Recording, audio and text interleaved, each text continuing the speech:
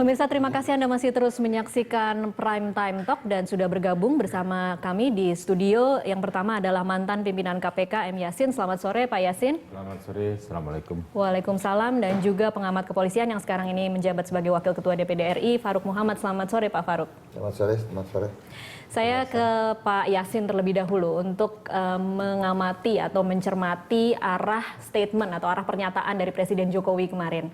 Ia mengatakan jangan ada kriminalisasi dan itu diulang 3 kali. Kalau Anda sebagai mantan pimpinan KPK, menurut Anda adakah kriminalisasi yang dilakukan oleh kepolisian kepada KPK saat ini? Ya, saya menyoroti dari angle lain, pemikiran Pak Presiden tentu berkaitan dengan menyelamatkan agenda nasional di dalam pemberantasan korupsi. Nah, istilah kriminalisasi, tentunya penegak hukum sendiri yang akan bisa menjawabnya apakah itu kriminalisasi atau bukan. Gitu. Kalau Pak Presiden lebih mengedepankan bahwa karena korupsi itu sudah demikian mengancam terhadap kehidupan berbangsa dan bernegara, maka jangan saling artinya tuh bergesekan antara penegak hukum, dan idealnya bahwa penegak hukum itu bersama-sama memusuhi musuh bangsa ini, yaitu korupsi itu.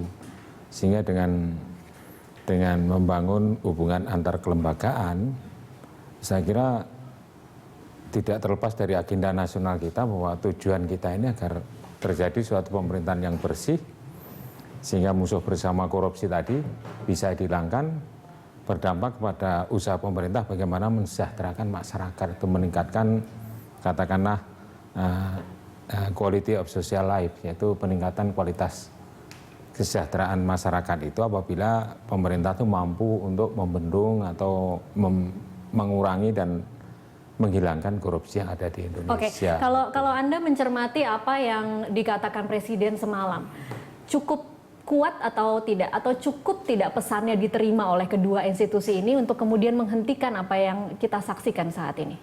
Saya kira cukup kuat, hanya tinggal kedua lembaga itu menerjemahkan apa yang dimaksudkan oleh Presiden. Kalau kriminalisasi itu sebenarnya yang bukan kriminal kemudian menjadi dikriminalkan atau dicari-cari salahnya, itu diharapkan atau Pak Presiden mengharapkan bahwa itu jangan sampai terjadi. Okay. Gitu.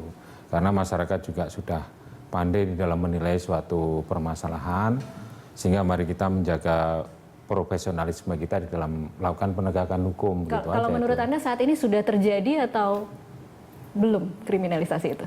Saya belum tahu apa yang dimiliki oleh misalnya masing-masing penegak hukum. Tentunya kan itu tidak bisa disampaikan ke publik karena tahapannya adalah tahapan penyidikan, dan di tahapan itu berdasarkan Undang-Undang Nomor 14 Tahun 2008 bahwa itu termasuk hal yang harus dirahasiakan untuk tidak disampaikan kepada publik, kecuali ya nanti disampaikan di dalam suatu persidangan nanti. Oke, Pak Farouk, kalau Anda sendiri melihatnya yang terjadi saat ini dan ketika Presiden tadi malam mengatakan jangan ada kriminalisasi, Anda secara pribadi melihatnya sudahkah terjadi kriminalisasi ataukah masih bisa dicegah nih dalam posisi sama-sama mengantongi nama tersangka di pimpinan masing-masing?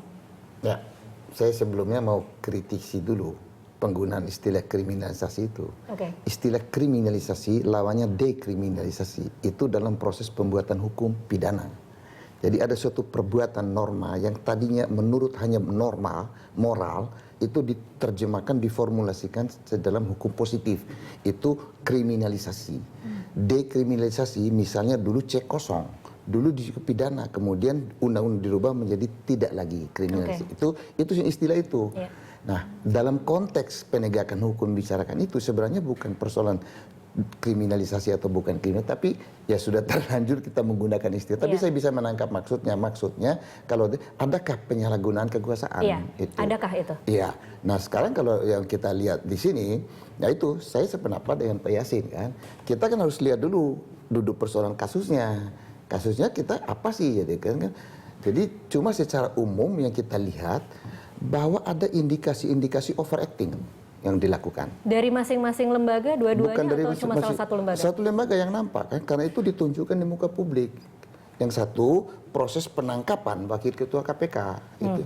Satu dalam penegak orang melanggar hukum itu biasa, ada pasti ada. Menegakkan hukum biasa, menangkap orang, menahan orang itu luar biasa. Artinya penegak hukum itu sudah dimodali. Kalian kalau mau menangkap orang ada aturannya, ada. Nah itu dulu yang dipakai, itu yang kita lihat dipertontonkan itu. Itu yang Anda sebut overacting. Itu yang over kan, karena mungkin ada dasarnya, betul aja. Oh, kalau mau dipakai dasar ada saja. Tapi kok perlu ditangkap nggak? Kan itulah moral yang ditanamkan kepada semua insan penegak hukum itu. Sampai keluar suatu adagium. Lebih baik Anda membebaskan 9 orang bersalah daripada Anda menahan satu orang tidak bersalah. Oke, Pak Rikwanto mungkin bisa menjawab. Ada kesan overacting dalam penangkapan Bambang Wijoyanto? Ya, kalau menilai itu siapa saja bisa. Mohon maaf, Prof. Ya, masyarakat menyaksikan.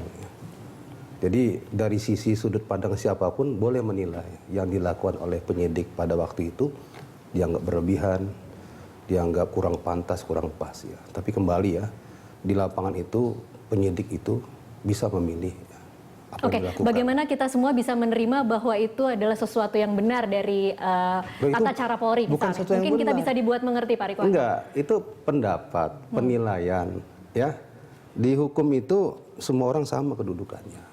Jadi jangan sampai nanti si A ini merupakan petinggi dan lain-lain sehingga perlakuannya harus begini. Itu nanti ada yang marah nanti orang bawah itu. Kemudian dalam proses yang terjadi kemarin itu adalah penyidik yang melakukannya dan penyidik punya pertimbangan sendiri harus dilakukan apa seperti pemanggilan satu, pemanggilan dua atau melakukan penangkapan. Dan pada waktu proses penangkapan juga penyidik juga yang mengambil inisiatif harus dilakukan seperti apa. Tentunya dia akan survei, dia akan pelajari sasarannya, dia akan melihat teknis dan taktis strategi bagaimana sehingga diterapkan di mana cocoknya. Ya, kalau kita di luar cuma bisa melihat patut tidak patut, pantas tidak pas karena persepsi kita sendiri. Namun yang dilakukan itu tidak melanggar hukum. Itu tidak melanggar hukum? Tidak.